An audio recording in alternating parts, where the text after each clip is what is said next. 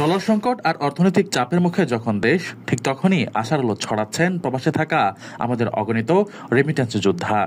তাদের পাঠানো প্রতিটি ডলার দেশের অর্থনীতির জন্য কতটা গুরুত্বপূর্ণ তা আমরা সবাই জানি।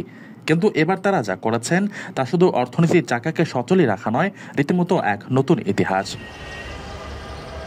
চলতি অর্থবছরের প্রথম ৩ মাসেই দেশের রেকর্ড পরিমাণ প্রবাসী আয় এসেছে।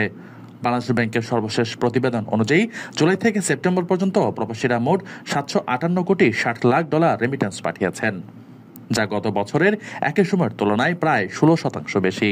এই বিপুল পরিমাণ বৈদেশিক মুদ্রা দেশের ডলার সংকট মোকাবেলায় ও রিজার্ভে স্বস্তি এনেছে। কেন্দ্রীয় ব্যাংকের তথ্য বলছে, অর্থবছরের তৃতীয় মাস সেপ্টেম্বর এসেছে ২৬৮ কোটি ডলার, যা আগের ২ মাসের তুলনায় বেশি।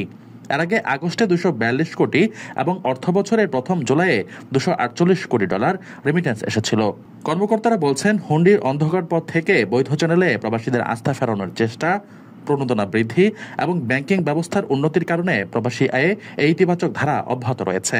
উল্লেখ্য, গত ২০২৪-২৫ অর্থবছরেও রেমিটেন্স আরোহণে রেকর্ড করেছিল বাংলাদেশ, যেখানে মোট প্রবাসী আয় ৩০ বিলিয়ন ডলার ছাড়িয়ে গিয়েছিল। এই বিপুল বৈদেশিক মুদ্রা দেশের রিজার্ভকে কেবল শক্তিশালী করছে না, ডলারের অস্থির বাজারেও ফিরিয়ে আনছে স্থিতিশীলতা।